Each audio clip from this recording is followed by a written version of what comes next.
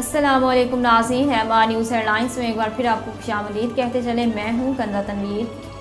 اسلام آباد میں تھانہ شہزاد ٹاؤن کے علاقے میں جرائم پیشہ عناصر کی فائرنگ سے پولیس جوان شہید ہو گیا۔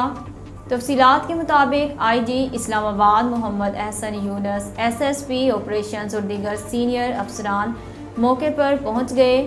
علاقے میں ناکہ بندی کر دی گئی اور سرچ آپریشن بھی جاری ہے۔ برطانوی وزیر اعظم بورس جانسن نے کورونا پابندیوں کی خلاف ورزی کرنے پر آج ارکان پارلیمنٹ سے معافی مانگ لی ہے۔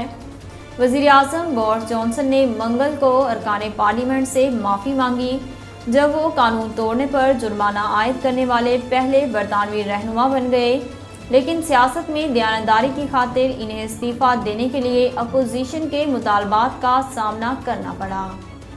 پاکستان بھر میں کاروباری ہفتے کے دوسرے روز سونے کی قیمت میں بڑا اضافہ ریکارڈ کیا گیا۔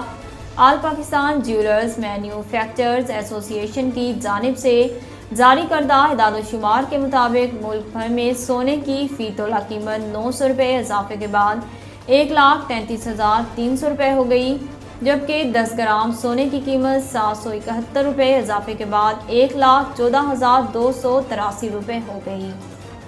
مہنگائی سے ستائی عوام کے لیے خوشخبری آ گئی، آٹے کی قیمت میں بڑی کمی واقع ہو گئی۔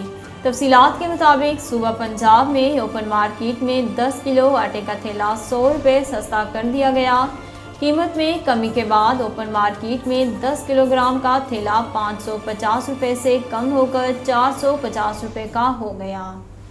وزیر اعظم شہباز شریف کی جانب سے ضلع دادو کی تحصیل میں آتش زدگی کے حالیہ واقعے پر افسوس کا اظہار کیا۔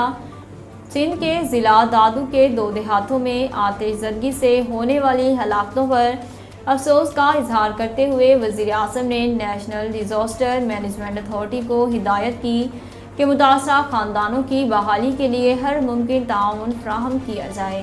وزیر اعظم شہباز شریف کا کہنا ہے کہ وفاقی حکومت ضلع دادو کی تحصیل میں آتش زدگی کے حالیہ واقعے میں جاں بحق ہونے والوں کے لواحقین کو ریلیف فراہم کرنے کے لیے اقدامات کرے گی۔ ملتان میں پاک گیٹ کے قریب نجی آئل ایجنسی کی دکان میں رات گئے آگ لگ گئی۔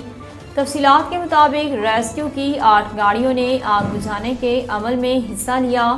ریسکیو حکام نے بتایا کہ آگ کی شدت زیادہ ہونے اور اندرون شہر کا علاقہ ہونے کے باعث ریسکیو آپریشن میں مشکلات کا سامنا کرنا پڑا۔